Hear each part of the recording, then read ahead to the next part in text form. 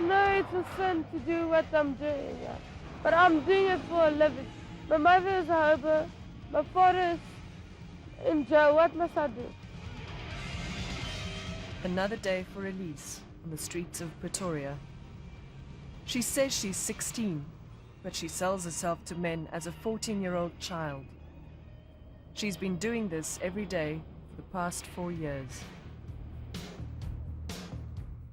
What must I do? No use crying 'cause you can't go back. Now you're here to stay. You can't run, you can't hide. I only do blowjobs for 4 years now. I've got the regular customers. I give him a blowjob first and then Yolanda gives him a full job. My father put her on the block, and if she can't get money, he fucks her up. He was using buttons, everything. My sister was thin.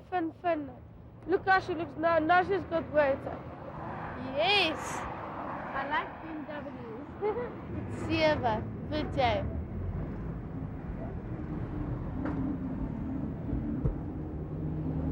Okay, yes, 7, dan gee ek jou hier toe, dan gee my nou net terug, okay? Bare daar. Her sister Yolanda is 14. Both girls are drug addicts, and they have unprotected sex with customers every day. He used to let me operate to get him drugs, so it just started out like that. Well, I don't want to do this. I hate what I'm doing. It's horrible. It's hell. That's why I hate life.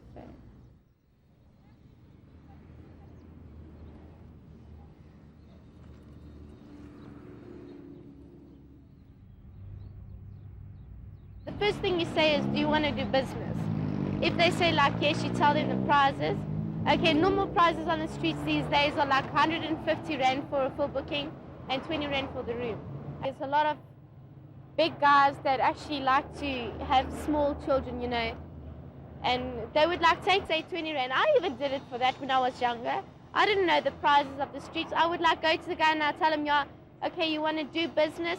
And you'll say like, yeah, you give me 30 bucks. And I'll say, okay, cool, yeah, let's go.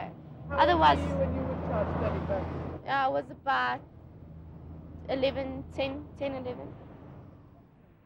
It's bad. It's not nice. I mean, I don't think any woman on the street wants to sleep with a man. They don't know, of course. Yolanda and Elize say they were forced into prostitution by their father. They do business on a busy street corner in downtown Pretoria, surrounded by ordinary kids and families going about their daily lives. Their clients come from all walks of life. Often they are men looking for sex with a child. Tandi is only 12. She ran away from home because of constant beatings. She was put in an orphanage, but it didn't help. After staying there, my social worker take me back home. He said to my grandmother mustn't hit me anymore because there's nothing wrong with me and he doesn't see wrong mistakes with me. But still they were hitting me. Then I ran away from home again. I came in Pretoria. I catch the train, but when I catch the train, I got money, even for ticket money I haven't got. Then I catch the train. When the train stopped in Pretoria, then I go, I climb off. The ticket exam stopped me. They asked me, where is the ticket? I said, I haven't got the ticket. They said, give us money then. I said, I haven't got money. Then all of a sudden, another sister came. Then he asked what's the problem. I told him my whole story. After that, he paid for me the ticket. We go out. We went to Silver Cup in her house. After that, we stayed there. A couple of days when I was with her, we went to Pretoria West. After we went to Pretoria West, she made me be a prostitute. Would you like some sweeties, little girl? Come a little closer. I'm gonna show you a brand new world tonight. There's very little South Africa's authorities are doing about the children. The law says children that solicit sex on the street can be held under a temporary detention order and later be sent to a place of safety. But overwhelmingly, the children return to the streets. Very often they come from situations where there's enormous abuse, and they attempt to come here to create a life.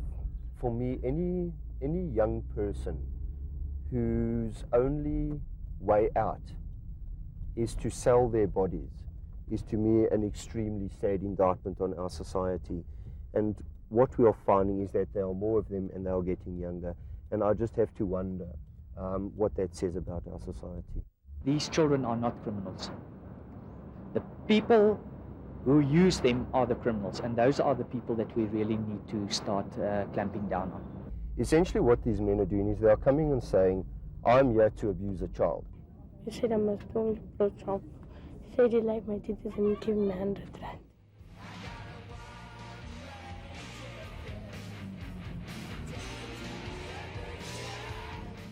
Tandi lives in a shanty town in Marabastad near Pretoria. She has little chance of ever making a fresh start. Few care and rehabilitation facilities exist. Those that do struggle for resources. So the children are largely left to fend for themselves. In many cases, their clients don't even wear condoms. They want bare sex with a child.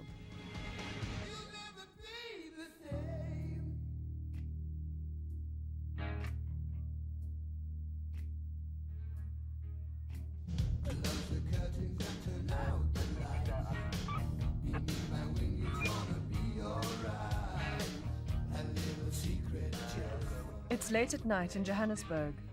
The Child Protection Unit detects a client picking up a child prostitute. They give chase. The law is clear. Having sex with a girl under 16 or a boy under 19 is statutory rape, even if the girl or boy give their consent or lie about their age.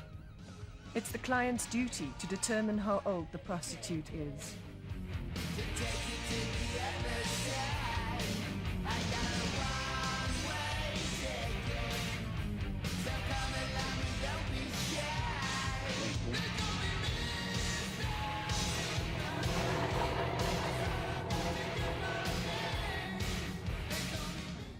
I know her as Tanya, but she said she's Dineo. Sure. Mazela khona la ngimthole khona.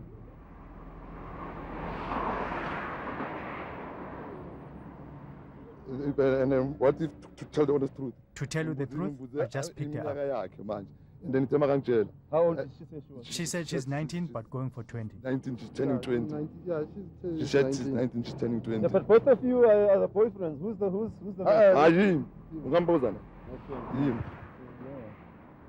Nomsa is 15, but as is often the case, the men simply claim that she told them she was an adult. So the police give the men a warning. The Child Protection Unit is understaffed and under-resourced, and was until recently threatened with closure. At least in Nomsa's case, she's being taken care of by an organization called the Teddybear Clinic, who try and find a place of safety for girls like her. Young girls who are struggling to find a place to stay and find themselves on the street. And what they do is they help as well. They can help you go back to school if you want to. They can maybe help you with your family if that's what you want them to. Okay? And what they do is they will talk to you, and there's lots of girls like you who live at this place. So they've got enough security to keep the baddies out, to keep you guys safe inside.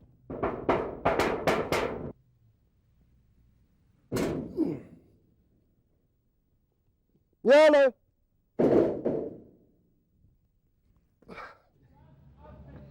Schooling myself on Makhosha. I think it's a she, that one.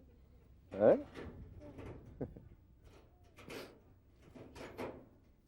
How are you, my dear? Don't worry, that's how are you? I don't know. Intoning Goga, you know her.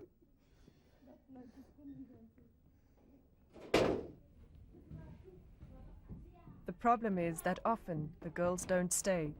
Within hours, Nomsa herself ran away, back to the street, back to her pimp. The first time we went out, we took these children to their house and thought, now we've done a great job.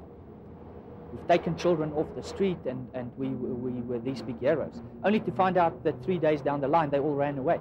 These children don't believe we're trying to help them. They are making a living. It's terrible what's happening for them, but they don't always seem to realize it.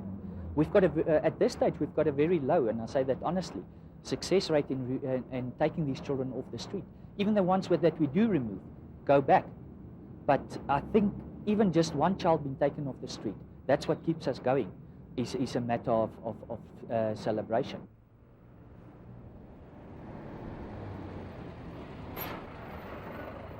In downtown Johannesburg lives Pumla, who ran away from her home in the Eastern Cape.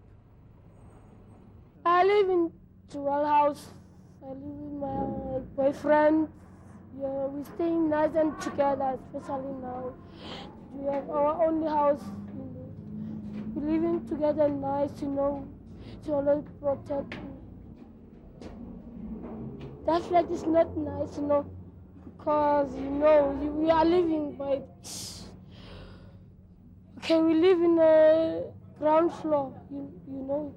We live in a ground floor, so there, and then in upstairs, when they are finished to piss and what, they are flashy, and then that garbage is coming down, And then now we must clean that place.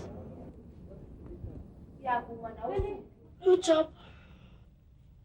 Dog style, We are here to help you, and we can't just send you back to what you're doing because you've asked for help. What work would you like to do? Even in the kitchen, I can to clean the house, to wash, even the washing, How do the police treat you? The police? They can take you to jail. And when they take you to jail, how do they treat you? If you don't have the money, they take you inside. But if you do have the money, they will bring you back. But they didn't take us to the police station. They say if we haven't got any money, we must give them something. Okay, we said okay. We go with them, and then they sleep with us. And then they give us 2020.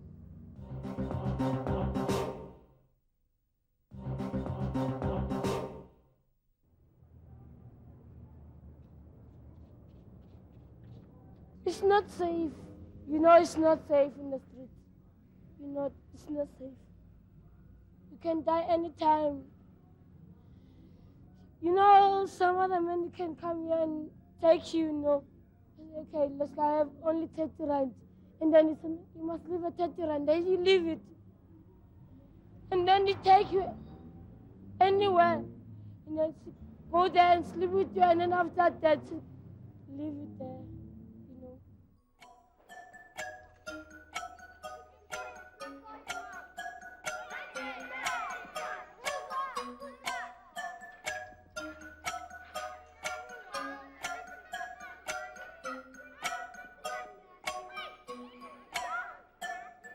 There used to be the old one. Used to go with the men in Queenstown. And then if we got you, she hit you and then she take your money. And then she say you must live with his boyfriend,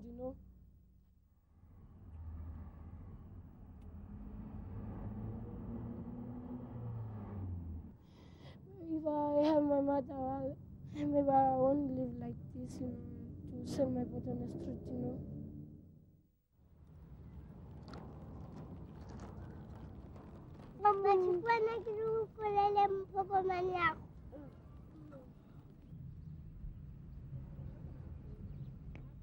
During the day, many of the parks in Johannesburg and Pretoria are nothing more than leafy spots where ordinary people relax and parents bring their children to play. But when night falls, children, girls and boys, come to these places to find clients. One of the boys is Corrie, who grew up in an orphanage and who's been on the street for 12 years. He's been roaming Burgers Park in Pretoria for much of that time. Ek was in die kinderhuis gewees van ek 2 jaar oud was tot dan met 1989. En ek het nie by my maale of by my paal groot geword. So, it's actually a very tense work what you do actually. You don't actually we don't like to do it. But if you want to survive, what you must do it, or else you will die. You get some people, sometimes there's people coming to me, they're asking for young people, I mean young boys, like 10 years, 12 years old, they're charging for older people. I mean, that guy couldn't be his father, 400 rand for a whole night. Where is this children and parents? If the government wants to do something, why don't they do something now? Because before they get children who's beginning to die, or maybe the people, customers pick him up murdering, and for what? This old house in Burgers Park is a well-known haven for drug users and prostitutes. I know about 4 of the dealers what is around this park who's selling the drugs. And you told them they think it's a very big joke. I mean, and the children is buying that stuff by them. For maybe, if you're going to buy a bag of heroin, it's 40 bucks. Using? Heroin? No, we don't use The last heroin. time I spiked heroin was last week. For virtually all the children, drugs and prostitution go hand in hand. We use drugs like hypnos and shit like that. It's just to forget about the past and shit that happened forwards. We haven't got family to look after us. We must stay in our own places. You know, sometimes we even sleep on the street. This is my little sister. I don't want to see her like that. We give him a blowjob. I don't like fucking men because I'm a lesbian. Yeah. Okay? I don't like it. My wife, she fucks me up because jy's 'n hoer and alles. Elise. She gets angry with you. Not with my sister. I love this to us. I'm gonna fight. I love my sister. Enough for fuck's sake, no. Neither Yolanda nor Elize consider rehabilitation seriously. I don't think so. You know, there's a lot of places out there that actually do offer help, but they don't really help you in the right way. You know, you get places that actually abuse you. You know, I've been in a school that there was men and it was only a girls' school. They actually abused us.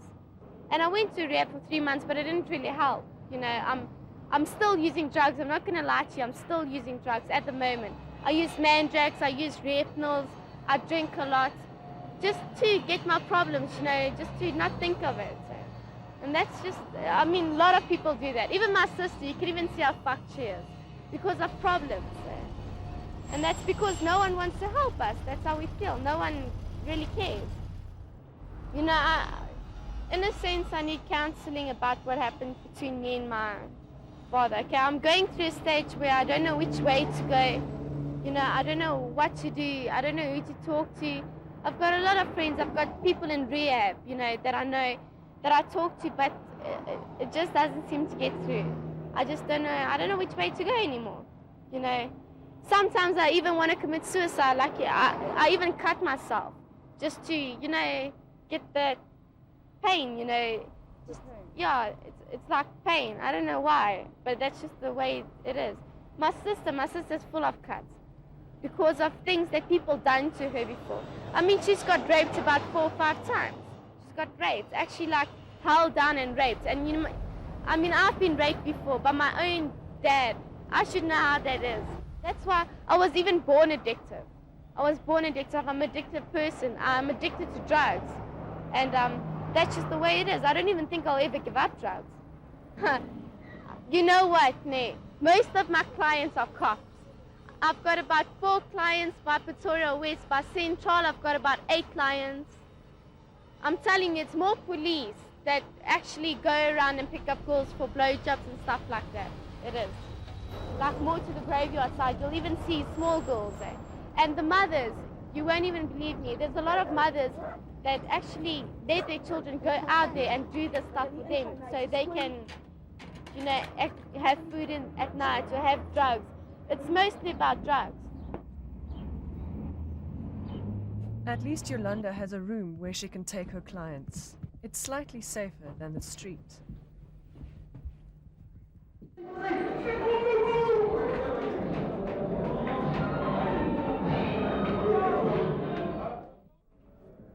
Special Assignment accompanies the police during a raid on a Hillbrow hotel. It's a joint that's frequently used by child prostitutes and drug addicts. On this day, police find an enormous amount of drugs, guns, and ammunition.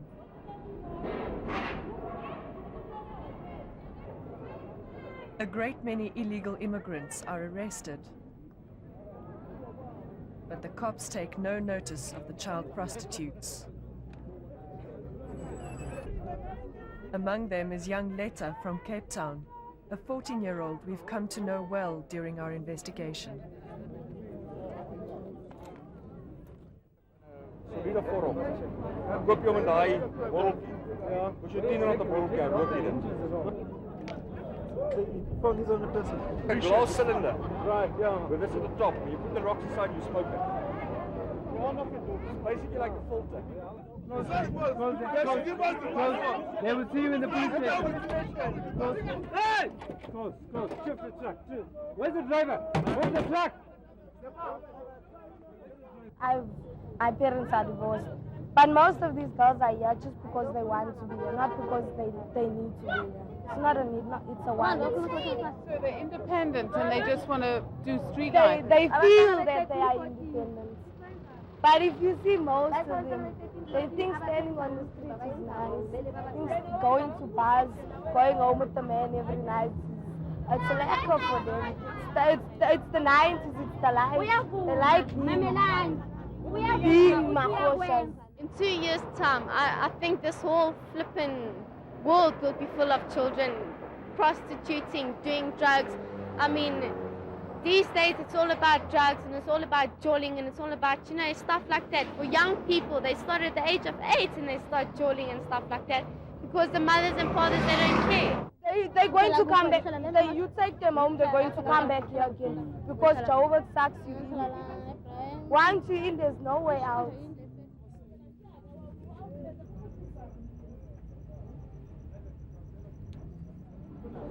In the months that we've been investigating child prostitution, 12-year-old Thandi has grown up fast.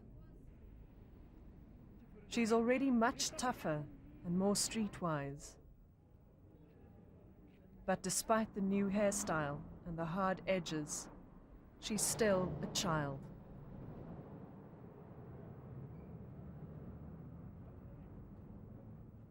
My dream is that I want to be a social worker, to help people just like me, Yeah. I think someday I will find my mother, and his family, Yeah, I'm not worried too much,